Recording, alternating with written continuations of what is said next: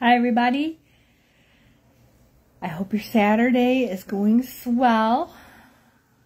Out here in Macomb, it's cloudy and it's gotten very, very cold. But this is winter. I mean, this is what, December 10th already, so this is what we do. And this is Michigan, and it's supposed to be cold. And we're not supposed to get snow really yet. We get that one big snow that cancels everything, but otherwise right now, just cold. Cold and dark and cloudy. But stuff still goes on.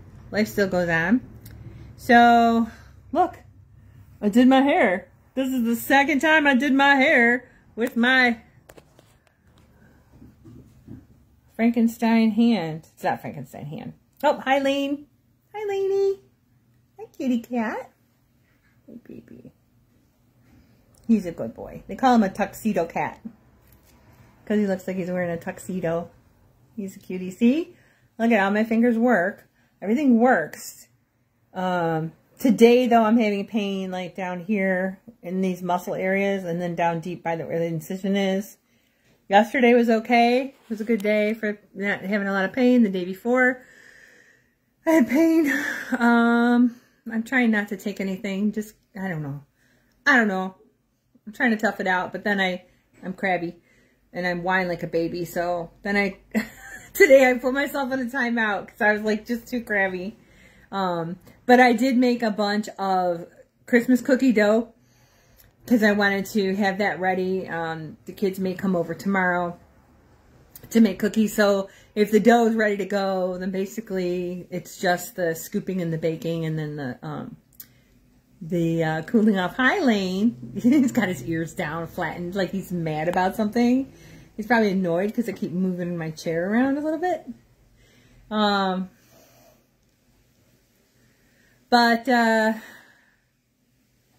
Yeah, so I was able to get the cookie dough done, the Christmas cookie dough, which is in the refrigerator now.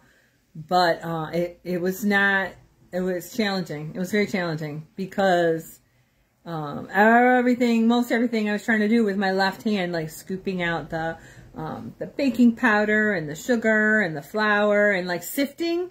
Like I put all the dry ingredients in a bowl and then I like to use a whisk. Well, with my right hand, it's just super easy. The left hand is very different.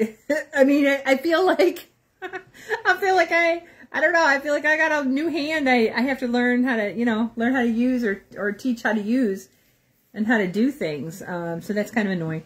But hubby right now is in the shower and we're going to go hunt for a Christmas tree. And so that will involve probably climbing onto a wagon, which I hope he's going to help me with that. And then going out to the Christmas tree farm. And then the selection of the Christmas tree. And then climbing back on the wagon. So wish me luck. And then bringing it home and decorating it. Because we got a spot in the living room set up, ready to go. But we don't have the tree yet. And then, of course, there's the decorating. So, anyway, I want to check in with you guys and just say hi. And I was having mixed feelings about Christmas. Sometimes my brain gives me thoughts that I don't normally think, and it just throws things up like about like being an orphan, because like both of my parents have died. And so I don't have, biological parents up here. And so sometimes my brain will throw things that way, or about how traditions are changing, which traditions to keep and which, and I feel like this internal pressure, like I was raised that this is how we always do it. And this is how we always do it. And when I raised the kids too, whatever tradition we set in motion with them when they were younger, they expected us to continue. So parents of young kids, consider, what traditions you want to continue every year. Because whatever you start now, the kids are going to want the next year and the next year and the next year. So make sure they're traditions that you enjoy. Right, Lane? Make sure they're traditions that you enjoy and that you want to keep up all year long. or I meant every year, every holiday season. I have still been running around getting free things recycled from other people in good shape, and will be getting those for gifts. I have to figure out how I'm going to wrap things. I don't know how that will work. I don't know if I'll be able to wrap things or if I'll have to put them in like little bags with tissue paper, which I always looked down on before. But it's amazing how your ideas change and how your standards change when you know, when you're limited in your mobility. But yeah, Christmas trees. If you are going to get a Christmas tree, make sure you check around on the branches. Look for praying mantis cases, and there are a couple different praying mantises. One is a native species, and go on Google and look and see what the you know, what it looks like for a native praying mantis for Michigan. And then there's the kind that's from China that's praying mantis. But what I'm trying to say is that since Christmas trees are outside, if you get a live one, then the critters that live outside want to live in it. One year we found a bird nest. Another year I think we found like milkweed pods.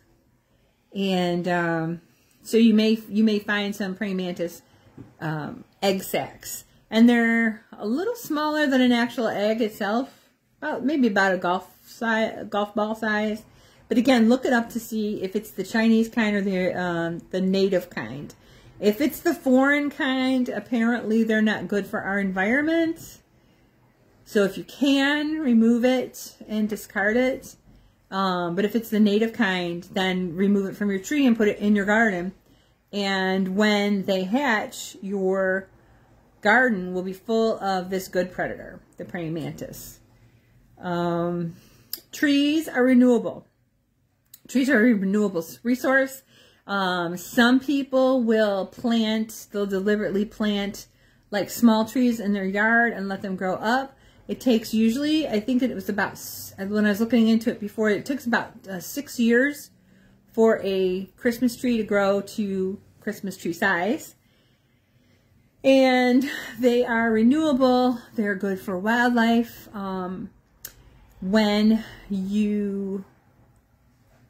you are done with your Christmas tree inside, your live Christmas tree inside, it's a great idea to put it in a corner of your yard that you don't normally go to, and let the birds and the mice and everything else, the little critters, use that as a home for the winter time.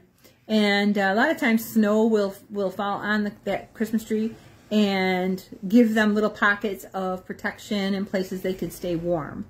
It also breaks up well as mulch. I don't recommend that you actually mix pine needles into your soil, but you can lay them on top of your soil to provide some, so yeah, for mulch purposes, you could do that. And then the branches, I forgot what I was going to say about the branches. Oh, I do take several, like, you know, okay, if you've gotten a live tree before, and at the bottom where you cut, if you've cut branches off to fit it in the stand, and we're talking about live Christmas trees, I have taken those boughs, those branches from the bottoms, and I've put them at the bottom of my bird feeders outside, the bases of my bird feeders. And again, that provides some cover for the little birds from the bigger birds. And it provides cover for mice and other things that are going to come and get the seeds that fall onto the ground. So you could do that too. You can stand your Christmas tree up outside when you're done with it. You could tie it to a fence. And you could put like bird suet treats and ornaments on them if you wanted to for the birds. You could take pine cones, if you find some pine cones, and you could slather them with peanut butter and roll them in birdseed and hang them on that little Christmas tree. And if you leave up your Christmas tree, especially if you leave it upright You might end up with some bird nests in there, particularly robins, because they love to make nests like in the like within like 6 feet of the ground usually. That's when they like to make the nests. But yeah, so we're gonna go do that, and it's the 10th. I think it's the 10th. The 10th. Yeah. So it's gonna be fine for Christmas, and then we'll probably take it down around the 1st. And then I'll figure out where I want to put it. Probably out front and tied to something. I don't think there's room out front to lay it down. We have a couple of our old ones in the back corner, and they're composting. And again, it's good for the little critters, for hiding places. It's good for enriching soil because it's, you know, organic matter. Pine trees, you don't want to burn pine wood in a indoor stove. Or indoor, yeah, wood stove, yeah, or indoor fireplace. Pine wood has a lot of sap in it, and it's very soft, and then it puts this debris on your, like inside your chimneys, that can clog and catch fire, things like that. So you don't want to do that.